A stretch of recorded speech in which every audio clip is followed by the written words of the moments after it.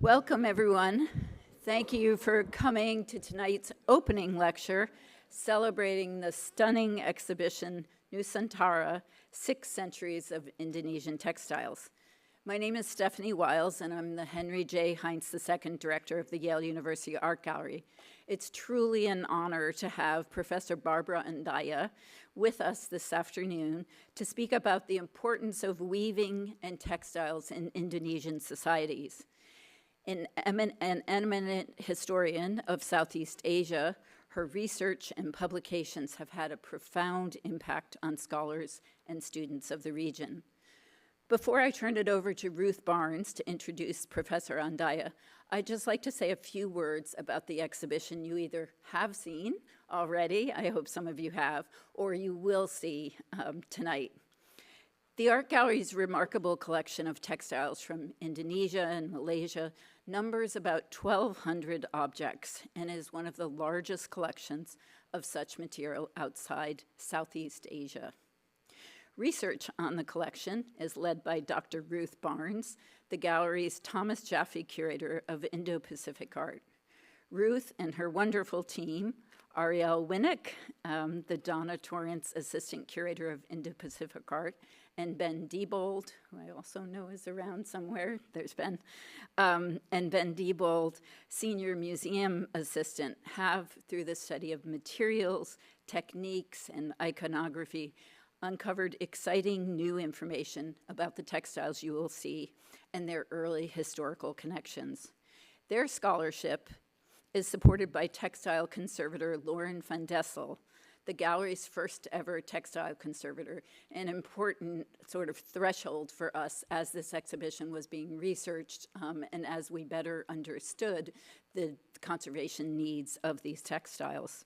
Lauren's skills made it possible to display these extraordinary works to their full advantage for the first time. As you walk through the galleries, you will experience a truly outstanding installation, and I'm happy to join Ruth and her colleagues in thanking the exhibition department at the museum for the superb work. This exhibition was also made possible through the extraordinary generosity of many gallery donors and supporters, some of whom are here today.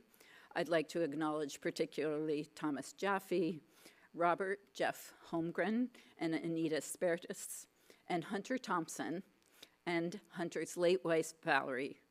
These are key donors who not only made remarkable gifts to the collection, but they also have become friends and have generously shared their expertise with us over the years. In addition to transformative gifts of art, I'd like to thank Tom Jaffe, a member of the Art Gallery's governing board, for his visionary role as founder of the Indo-Pacific Department and his ongoing support of our excellent curatorial team.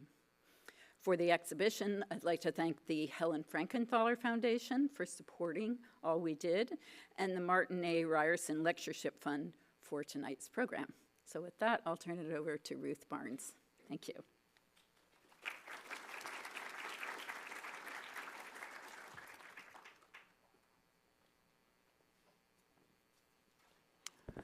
Thank you very much, Stephanie. That was wonderful.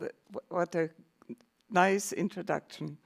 And thank you, Barbara, for accepting the invitation to speak. It's a real honor, and I'm especially pleased that you will be addressing textiles and weaving not only as expressions of artistry and cultural importance, but give them a wider connection to trade and economic exchange. This links rather well with the aims of our exhibition. The exhibition is almost entirely made up from our own collection, with one exception, a most remarkable textile on loan from Mr.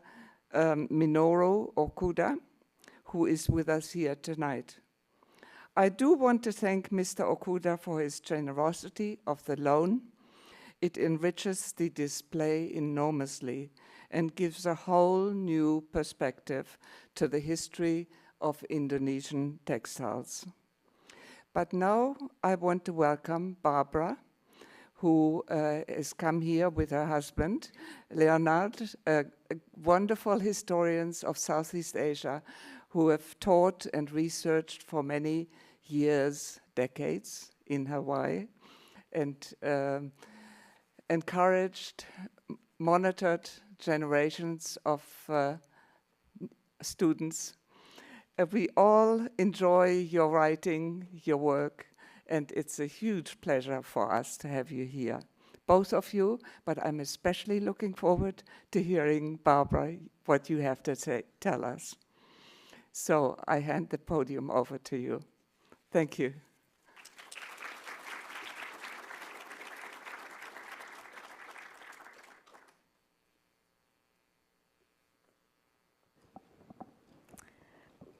Thank you all for coming tonight, and thank you very much, Stephanie and Ruth, for those introductory remarks.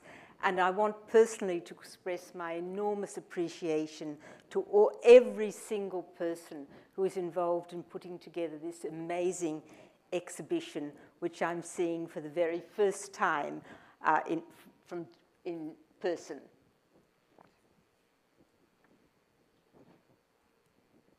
So many of you are familiar with Indonesia, and I'm not going to give a great history, but this is for those of you for whom Indonesia is on your bucket list, and I hope you'll go there very soon. A reminder that it is a very large country in terms of population, and it is the first country that receives status as a country made up of an archipelago. So thousands of islands, many different languages, a majority Muslim population, but other religions as well. And what holds this glue together is the national language. In 1928, at the Youth Pledge, a group of students decided that Indonesian, or Malay as it was then, would be the national language. That has been an enormous success in holding the country together, but beneath that is their Austronesian heritage. The fact that the vast majority of Indonesians are descended 4,000 years ago from the migration of early Austronesian speakers through probably South China and then through Taiwan and out into the Pacific and as far as Madagascar. But the question that many historians ask, and is still under debate, is what kind of knowledge did those people bring with them? So the first comment that I want to make is regarding bark cloth. The oldest bark cloth beater that we know of in Indonesia was found in Sulawesi. It's only 2,000 years old, so it's not the earliest. Maybe there were wooden beaters before. But we do know that the idea of taking the inner bark of certain kinds of trees, in fact, taking the soul of the tree, and then from that, softening it, beating it, and making it into fabric is very old. But together with that came the idea of a loom. And again, the antiquity of that is also open to question. But the idea of using the body to create the tension that would allow you to move a beater backwards and forwards also seems to be very old as well. And you can see this picture. I'm grateful to Dr. Buckley for allowing me to use that. So I've put a couple of pictures here. You can see one from central Borneo from the 19th century, which actually has two men preparing bark cloth. One on your right-hand side is beating the cloth. That is usually a women's task. And you can see in the bottom two pictures modern reconstructions in the Bada Valley of central Sulawesi. It's kind of a little bit touristy at the moment, but still they're trying to reconstruct a very old tradition. And the loom itself, you can see here very clearly in these pictures, and I can't thank the Dutch archives enough for preserving all these for us over the years.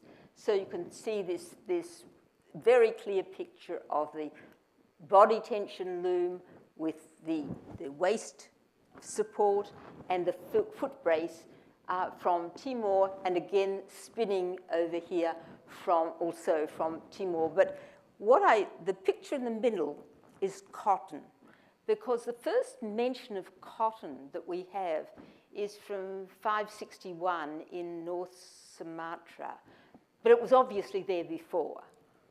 And there were obviously ideas of using different kind of fibers for weaving, not just cotton, but cotton is special because there are so many different varieties and it can grow in so many different places. And it's probably comes as a surprise to some of you, Javanese cotton is kind of low down on the list. The best cotton came from the small island of Bhutan off the coast of Sulawesi. That's what traders thought anyway. So cotton made a big difference. But in the exhibition, if you hadn't already seen it, I'm sure some of you went beforehand, you'll see the word ikat, which just means in Indonesian to tie. And you'll see many references in the explanation to weft dyeing, or weft ikat, or warped ikat. It means, or double ikat.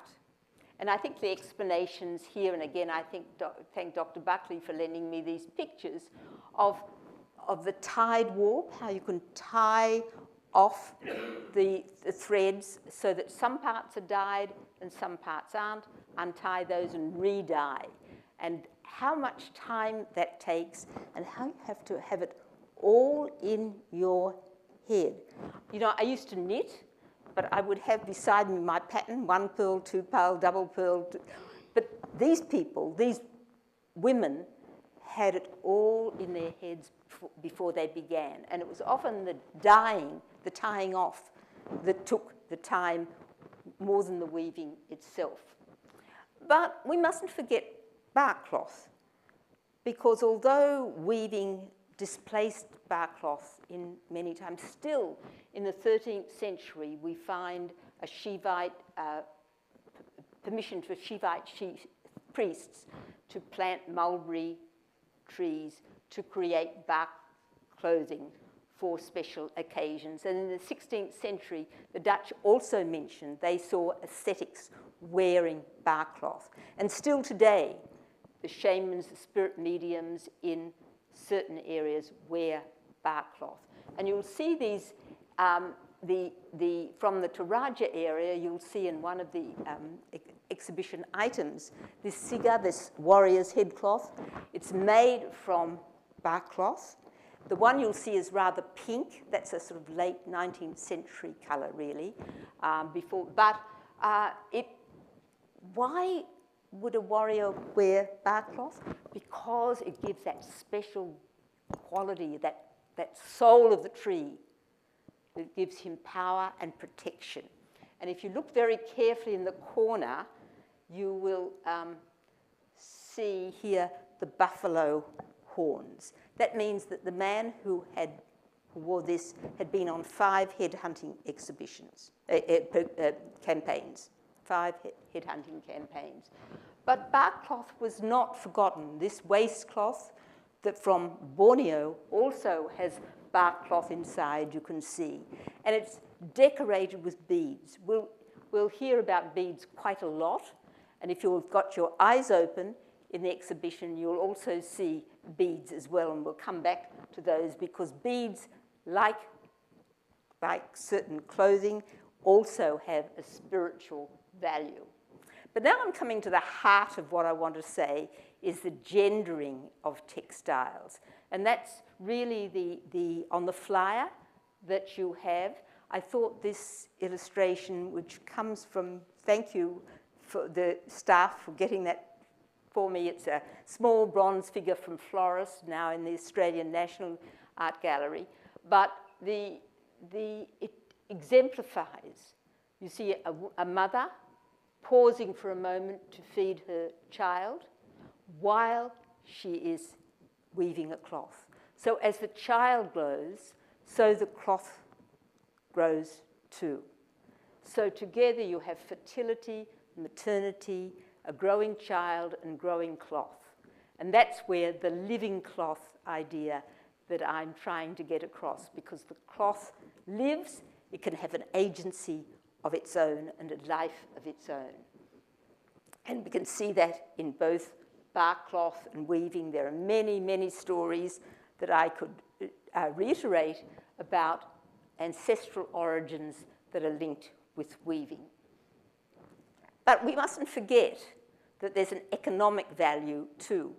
And this, the Sangoran stone, it's named after Lord Minto. It's actually in Scotland. That's very strange. It's in Lord Minto's house in Scotland, in his garden. But on that stone, that 10th century Javanese stone, it lists weavers, dyers, various spinners as people who are liable for tax. So they're an economic asset to the country as well. And I want just to emphasize that point of status and economic importance. I want to shift to a different gear and just look at this Iban textile, and you'll see many, many Iban textiles. But the woman who carved that is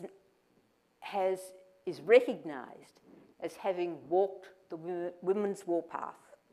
And like a man who has taken many heads, who were tattooed along their throats, the most painful, to show their achievement, she is tattooed on her arms and to show that her hands have created this magnificent masterpiece, this piece of work.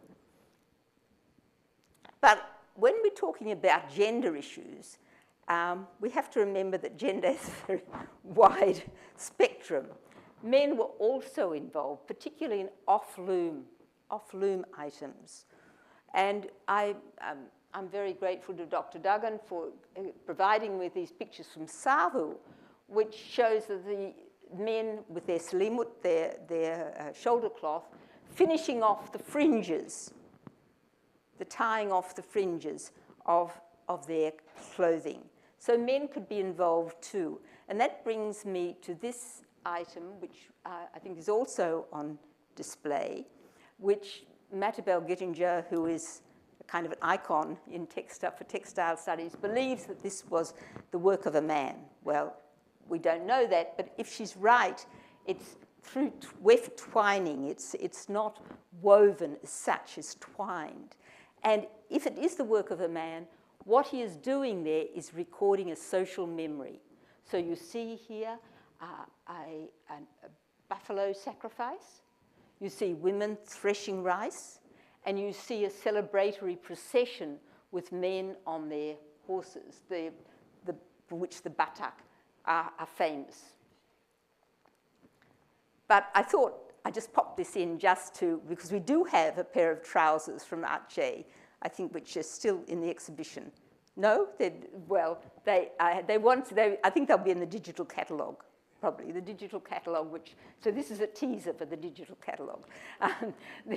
These Achenese trousers and the Menk by Randai dance. Well, so you stretch out your trousers and you can make the cloth into a percussion instrument. I mean, I can't do it. You get the idea, right? I can't. But it's a really remarkable shift of gender status and gender use of textiles.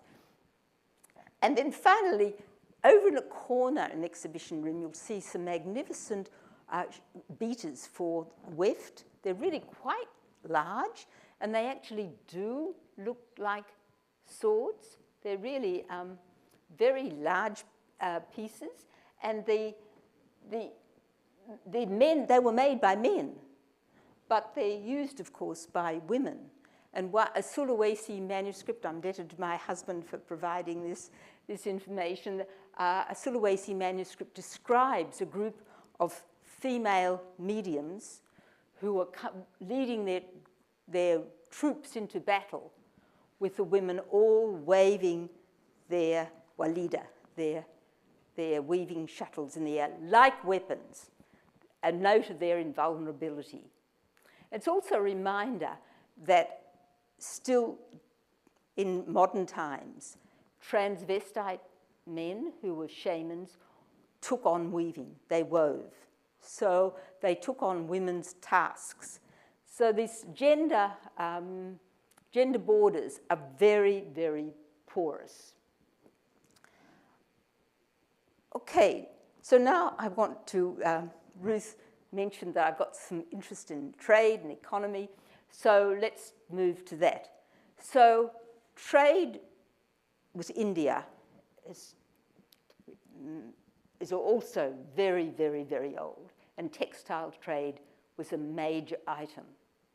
And I may as well explain now, I think, why I think textiles maintain their importance, because even when coinage came into use, and that's got a long history too, you could never be sure what the worth was. Supposing I gave you a Spanish real, and I gave you a Rijksdaalder. Are they the equivalent? You don't know. And so many items, many metal items were melted down to make other metal items, or sometimes hung as amulets around people's necks as protection. But cloth is always valuable. Cloth is always valuable. And you can see these. It's amazing that some of these Indian textiles found their way and were kept as sacred items in distant places like the Toraja highlands. Quite remarkable. And you can see here in this, the elephants. Of course, elephants throughout Asia are a mark of prestige and status, but you can see that these ceremonial cloths would have been exceptionally important. Heirlooms, pusaka, that would have been kept for years and years, and a magnificent example of the kind of the fascination and the appeal of the Indian trade cloth and its capacity to respond to local desires, local preferences. And I just thought I'd put in another of these too. So the Hamza is the vehicle of Brahma. So we can see it here depicted on a cloth found in Java. And here too, a bronze figure of a goose that had actually fabric wrapped around it, but also has the beads that we were talking about before. So this sacral quality of beads is sometimes overlooked, I think, as important as textiles. I haven't mentioned this before, but it's kind of, it's a mantra for people who work on gender in Southeast Asia, that the status of women in Southeast Asia is on the whole more favoured than in East Asia or South Asia. And that comes out very, very clearly in the textile industry, because in both places textile weaving started off as a female occupation, but as commercialisation stepped in, then men took over. So you can see that very clearly in India, where women are relegated to spinning and reeling, and it's men who take over the more complicated loom construction, men who sell the textiles in the shop. And even when Europeans come to trade, the Dutchmen are here selling buying Coromandel cotton, but it's an arrangement between men. And you could see in the Indian trade that the difference between the situation before the 18th century, when India controlled really a quarter of the world trade in cloth, and how it had declined after the 18th century. Why did that happen? Well, part of the reason, a big reason, was the Dutch decision to restrict trade by Indians in cloth so that they can control the trade in textiles. They set off many workshops in the Coromandel, in Surat, other areas which they believed would help them control the trade. But there are also, so from the late 1680s, we see that really clicking in. And there were also, of course, inflation in India at that time, rising costs in India, but there was a tendency to oversupply, too many textiles of patterns that people didn't want anymore. People changed. The Dutch would often complain, oh, people in the highlands, they were satisfied with stripes before, now they want flowers, you know, so it was difficult to switch. And there were local copies.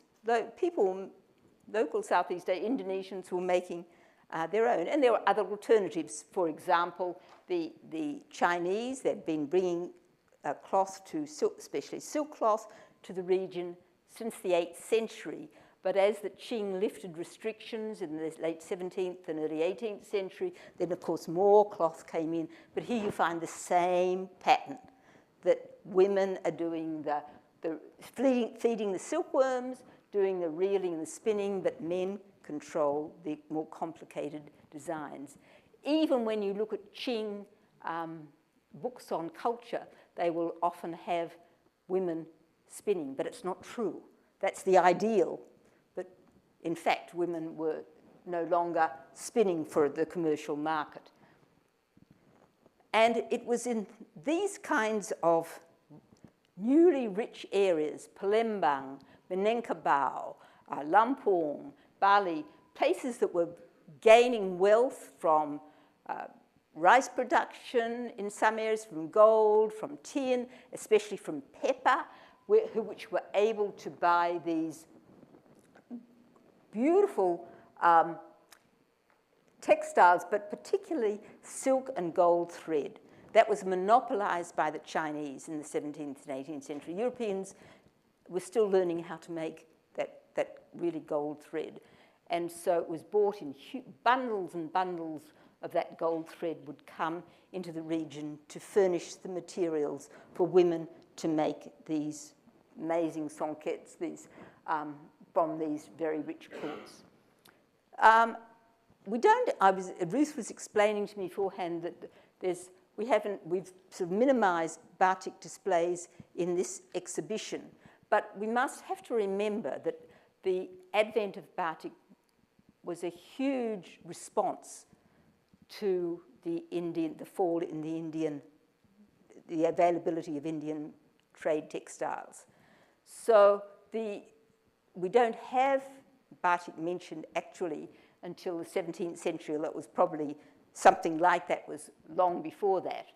But it became, by the 17th century, it had definitely become the required dress for Javanese courtiers, and certain motifs were developed that showed status. And they're the objects that are most likely to be collected by museums and seen in art galleries. What we have to remember is a huge undercurrent of rough painted cloth. That's what the Dutch called it, rough painted cloth, which was batik, but furnished supplies for ordinary people. And this is from the mid-1630s, picture of the Banten market in West Java. But the Dutch caption for this little section I've circled reads that the women selling linen. That's what it says. So there, this is the section of the market where the women sell their cloth. Not beautiful textiles for courts, but ordinary cloth that they've woven themselves for ordinary consumers. But the cloth was so important. It meant so much that it could even be incorporated as Sufi mystics tried to explain to their followers the relationship between Allah and the devotee. And this poem from Hamza Fansuri, probably from the mid-17th century, compares the chanting, the wax pen used to apply the wax for batik to the pen of Allah. So don't worry if you're being painted red and blue. Don't worry if the soga, that's another kind of dye, red dye, is introduced. Don't worry, because it is all in Allah's hands. It's all in Allah's hands. So I think that poem speaks volumes to the place of batik in the lives of ordinary people, because this is from Sumatra, not from Java. But just to give an economic basis for that, in the 17th century, because of the expansion of the batik industry, the wax trade just went through the roof. If you could buy shares in the wax trade, you would have made a fortune. But the wax primarily came from eastern Indonesia, some from Borneo, some from parts of Sumatra, mostly from Timor, Alor, eastern Indonesia. And these wild nests can be like 100 in a tree at the same time. So this is a modern picture of a man risking his life to smoke out the wax from a bee's nest. But the Dutch tried to prevent the import of wax. They actually, in 1686, they actually tried to stop wax, and they gave up because they couldn't, it was impossible to do that. But it's just an indication of how the batik industry had made a difference to the lives of these people in many miles away from Java. And the other, I think, overlooked item, which we hardly see in art galleries, is the kain pelika, the checkered designs that came originally from Pulika in India, but which were copied and reproduced mostly, initially, it's believed in Sulawesi among the Bugis, but spread everywhere in the Malay world.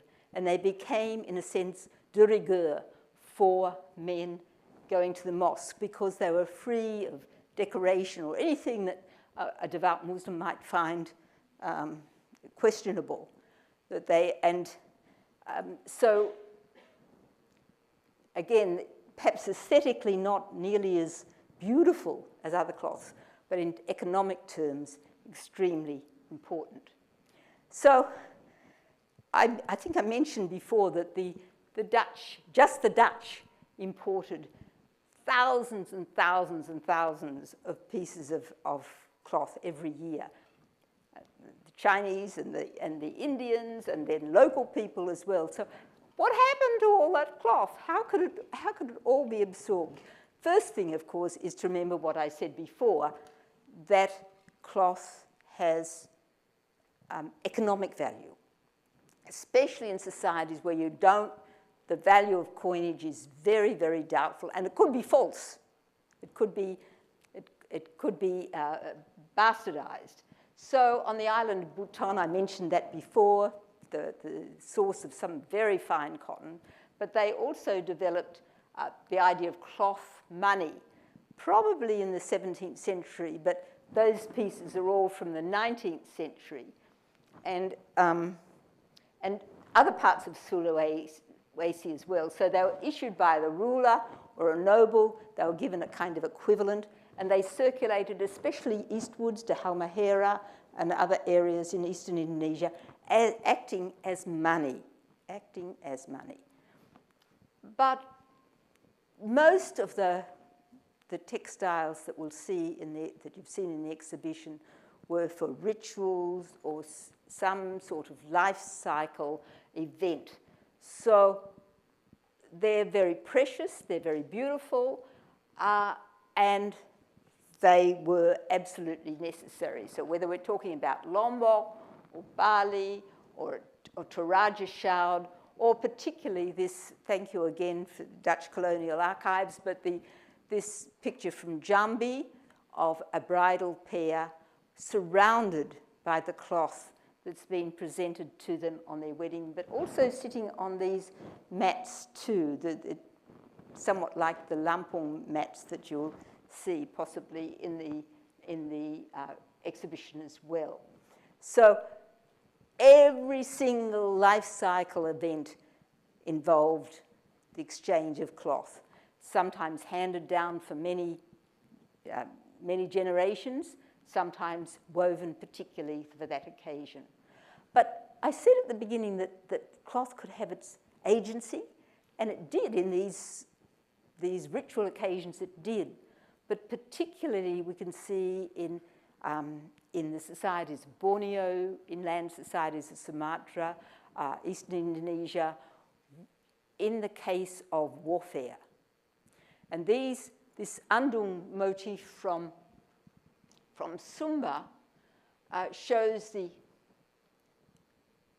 skull trees here, on which the heads of those victims were hung to bring them in, to extract their power and bring them into the community.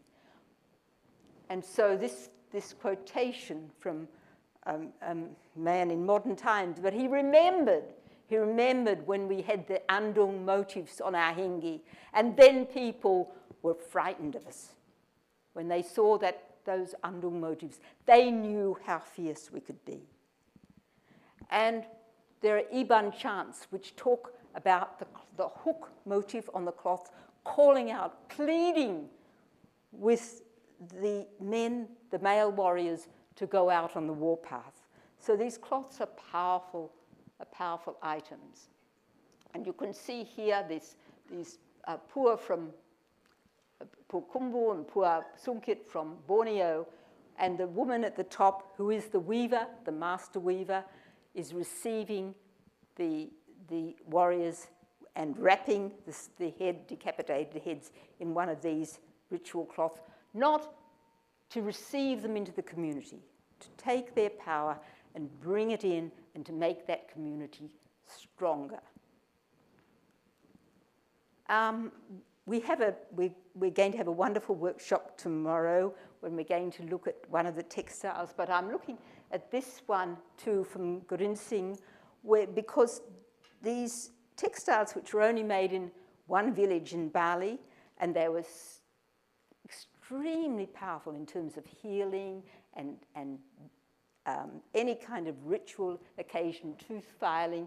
But I thought I went and looked at it today, and I thought I'd just show you, because it's not so easy to see in the actual exhibition, but you can see that here there's a hermit in the middle. You can see his turban there, and you can see here there's a Balinese in the typical style, and over here there's another woman with a turban, but you can see that they're this symbolic stupa that they're here, and the design is replicated.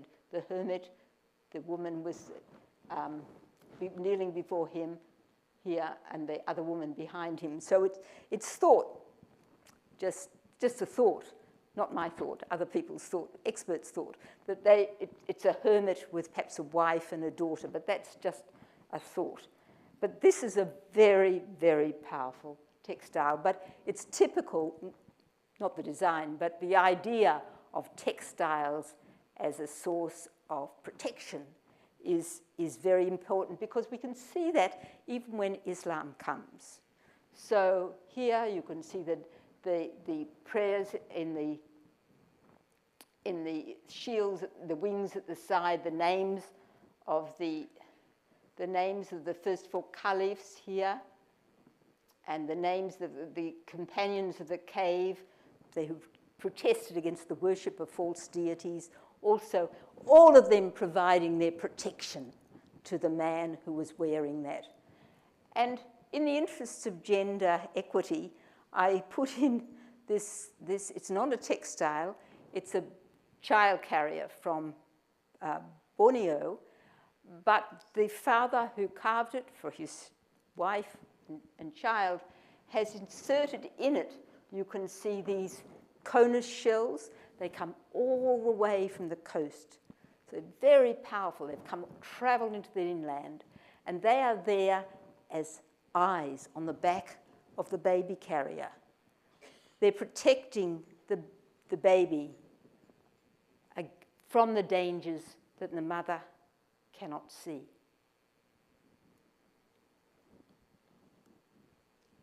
And of course, status. So I think the first first item, what should I say, the first display item you'll see when you go in is Parvati, I think right outside the elevator, right? Just when you come in from the elevator.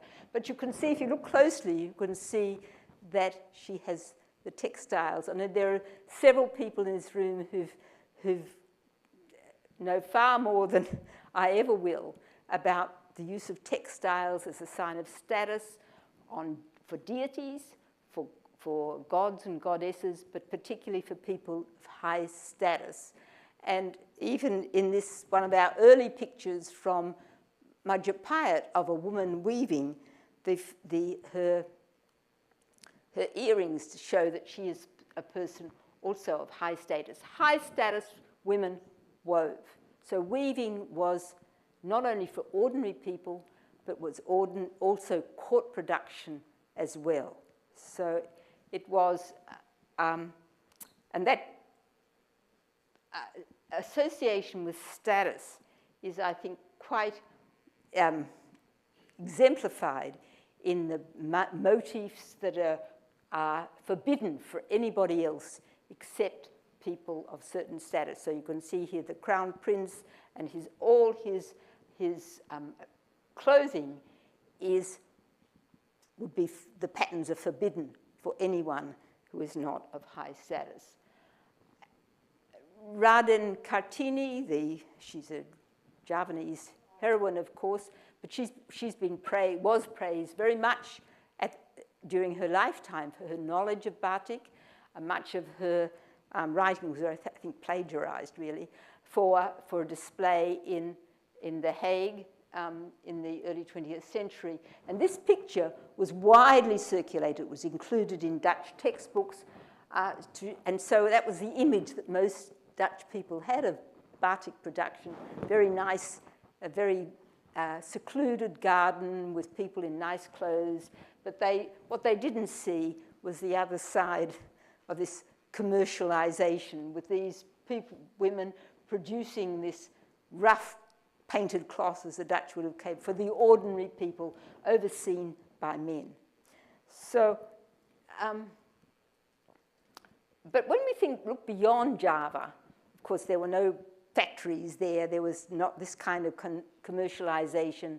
And for many people, that is where you find the true retention of the weaving tradition. But in the exhibition, you'll see that this one is from Sumba. So it surprisingly, I think it's worn like that, horizontally, but I put it upside so you can see. So here's an aristocratic woman.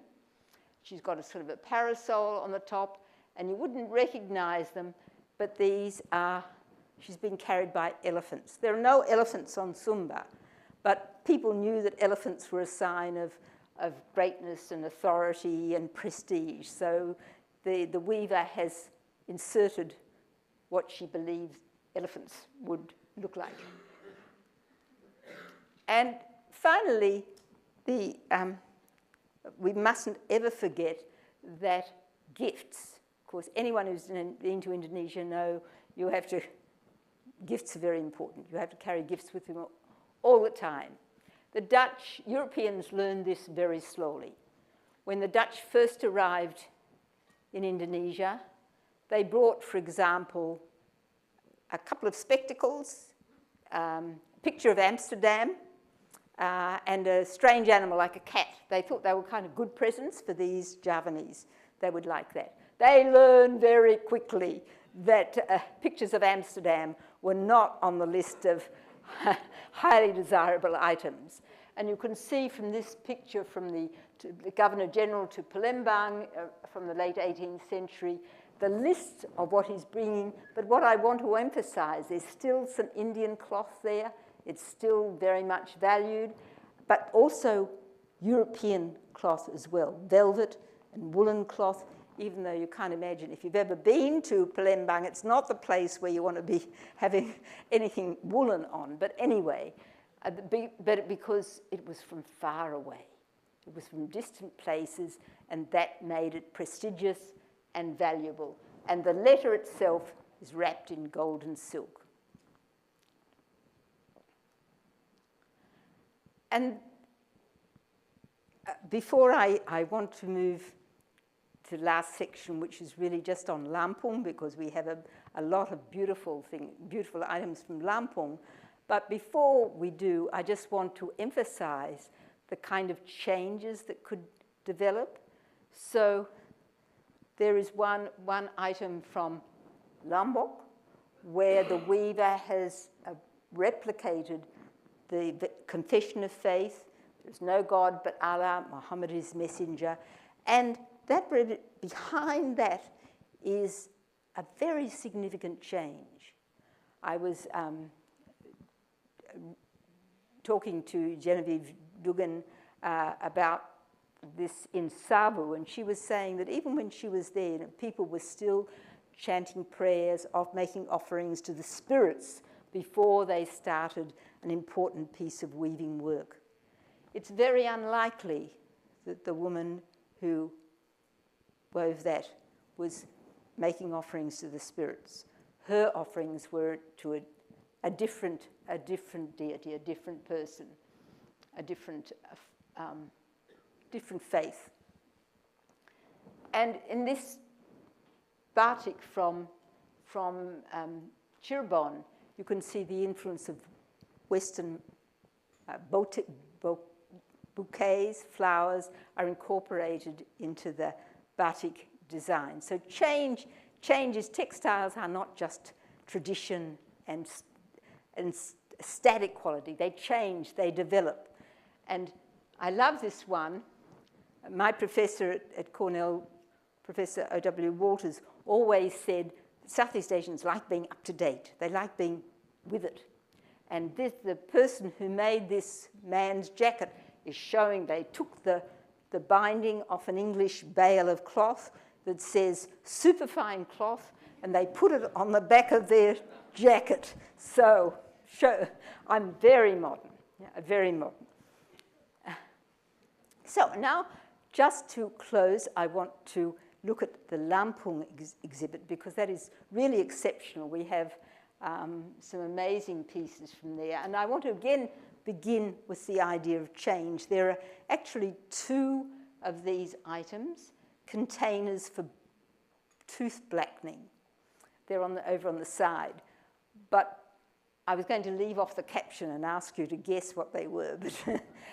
But it's only just maybe 100 or less than 100, a generation since more than a generation, maybe 3 generations, that many people in parts of Indonesia stopped blackening their teeth. And that was considered a sign of beauty. There are poems praising a young lady because her teeth are just like the wings of a bumblebee, just so black. Well, it's a long move from teeth being as beautiful as pearls. So Lampung, you can see on the map, is very close to West Java, so there's a lot of Javanese influence, but it also receives a lot of influences, the Chinese in Bangka, mining, tin. There's a lot of different influences coming into that Lampung area. And we don't know a lot. There's not a lot of European material from Lampung from that 18th century, 19th century period. And so we don't know a lot about the context in which these were produced. We do know, of course, that it was a tributary, it was controlled by Banten, and the Banten ruler and the Palembang ruler on his side distributed many titles and honors. And one of their titles was to distribute to Adat chiefs and to heads gifts and titles and honors. But this developed into a highly aristocratic ritual where these chiefs could be elevated to sit on great seats. We haven't got a great seat here, but we do have a backrest here, the sasako. And these were, over time, they were separated. So very great chiefs had a seat and a sasako. You could be a little bit lesser and just have a sasako. But I'll come back to that in a minute. But so this was accompanied by great feasts and prestige and exchange of gifts, and there were very important occasions. But the amazing thing is that all women were producing these wonderful things during the 19th century when there were all kinds of wars and slave raidings and campaigns, and the Krakatau eruption in 1883, which killed about 30,000 people in Lampung, especially in Kalianda, which was one of the major centers of population. So it's just amazing that these were produced. And we have just these incredible designs, just incredible. And this embroidery, for those of you who are embroiderers, imagine what life would be without needles. When Magellan's, the remnants of Magellan's crew stopped at Brunei in the early 16th century, they gave the Queen a packet of needles. She was just thrilled. I don't know what she was using before, but this embroidery is just exquisite, just remarkable. And what it represents is hard to tell. Perhaps succeeding generations, maybe some of you have some ideas, but I think it's still just exquisite pieces of work. But it's the ship cloths for which I think Lampung is especially famous, because they were used virtually on every ritual occasion. For whenever some sort of transition from childhood to adulthood, marriage, death, these tampons were displayed. And you can see that most of these, the ones that we have on display, come from the coastal areas, but there could be differences. There's Kalianda that I mentioned before, you can see down here, and then Muara-Dua.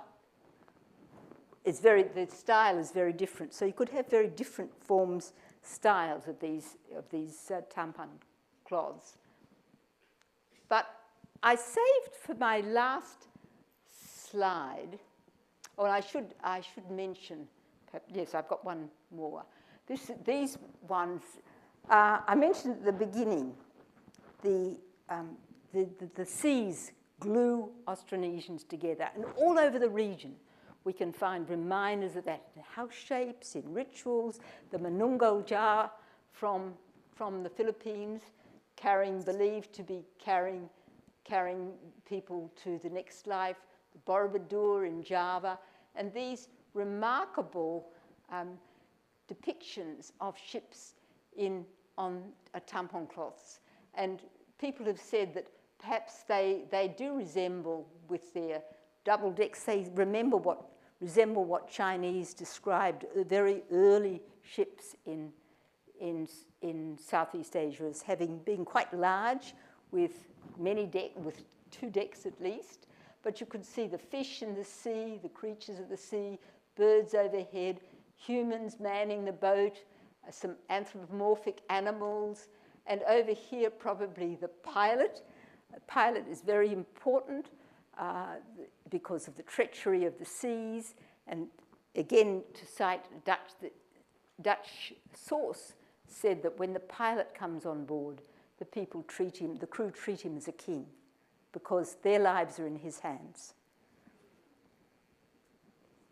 But I'll leave you to have a look at those and really explore those yourself, because there's so much that's in them. It's quite amazing. But I wondered, when I was thinking, how would I end this talk? And there are so many beautiful items in this exhibition. I had to think of something that was exceptional. So there's one that probably you might not notice. It's right above the sasoko, the backrest. But up above that is a very unusual beaded ceremonial cloth. And you can see here, like many Lampung cloths, it has the boat There are some people on the boat. There are some birds here reminding us about the Hamza a little bit. There's some Chinese-style dragons, perhaps recalling some of this is a Javanese Naga boat. And up here, perhaps something like a mosque, a reminder. But all of this is caught up, you can see, in a net. So there's a kind of like a giant fishing net that's encaptured all of Nusantara, all the islands, the Islam, the birds of the air, the fish of the sea, the water, the ships, the people are all kind of caught up. And I thought, to me, that encapsulated the spirit and the heart of this exhibition, that we are incorporating an entire textile world. So just in closing then, I don't have, but you can see that this exhibition showcases a really exceptional range of connections across all these seas, and that when we go from bark cloth and batik to ship cloths and tapis, there's centuries of adaptation and incorporation of different, and done by women's hands, and at times, let's not forget those of men as well. And so there were changes along the way with historical currents, with political change, with economic change. This engagement with outside influence is always there. So the exhibition isn't just a static archive. It's an exhibition of living work, living quality of life, of agency, and cultural expression in which women played an important part. And for me personally, just thinking about it has been a kind of engagement with people, of course, I'll never see, I'll never know who they are, of action from the past, of people doing things centuries ago. And I think for a historian, that's what makes the study of history live, is your connection with the past and the people who made that past really happen. So thank you very much, and I think I have some time for questions.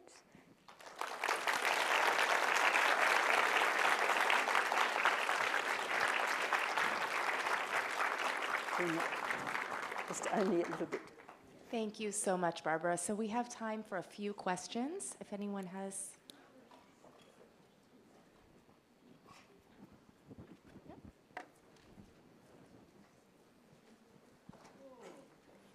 Hi. All right. Thank you so much for that incredible presentation and your expertise and sharing it with us. You mentioned briefly that obviously these objects were treasured and cared for. I was wondering if you could go a little bit into like the preservation or care practices and maybe how that relates to our modern stewardship. I'm not the one to answer that. Maybe our conservationist. Sure, you mean our current preservation or historically? Historically, and then if that translates at all to how we care for them today. Yeah, so these textiles, as you'll see if you've seen the exhibition or when you go see it, they're just incredibly well preserved, even though many of them are hundreds and hundreds of years old, 800, 700 years old. And one of the reasons is that the textiles in many cases were considered to be heirlooms, or what they call pusaka, as Professor Andaya said. So the objects were stored incredibly carefully. And I should say that textiles are a very fragile medium, and that's why in many places in the world, these objects just don't survive for more than a couple hundred years. So they were considered heirlooms. They were stored very carefully. They were taken out for like cyclical different ceremonies and whatnot, where they were used, and then they were cleaned, taken care of, and put back into storage in special sandalwood boxes with herbs that would deter pests. So in many ways, we have some of the best preserved. They're not the oldest textiles in the world, but they are the some of the oldest, really best preserved, complete textiles that we have. Yeah, thank you. And I think when you think about it, it's often air, oxygen. You know, if you look at the Ajanta caves in India, they're all fading because the colours are all fading because of the air coming in and people breathing. So as long as they're locked up away from the elements, they have a much better chance of surviving, I think. But we don't know exactly. I'm sure people, as Ariel said, I'm sure people had herbs and that they could wrap with them, but we don't know what they are. Somebody has to go and do some work and find out. And just to quickly answer your question about modern conservation, so unfortunately our textile conservator, Lauren, is not here.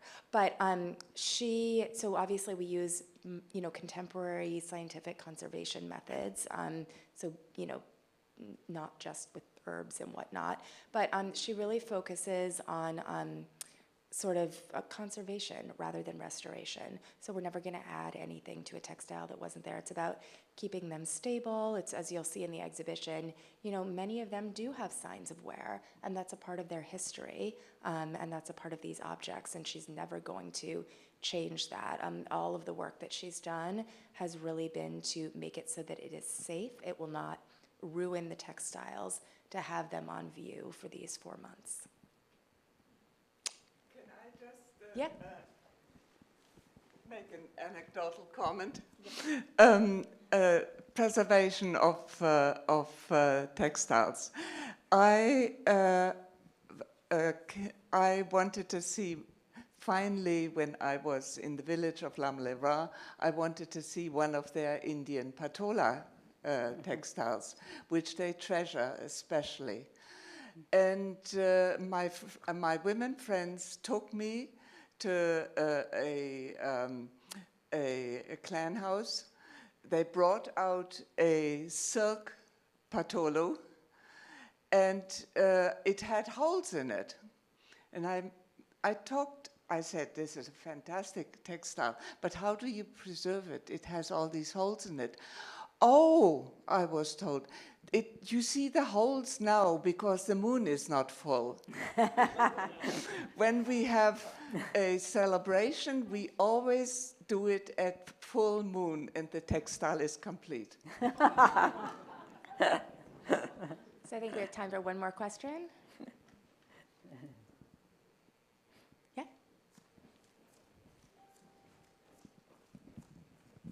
So this follows what Ruth Barnes just said, but when you travel in modern Indonesia, do you find that there are little pockets of adoration and continuation of what you call the living tradition? Do you find there are places where it's just debased and disappointing to you? Could you portray this a bit?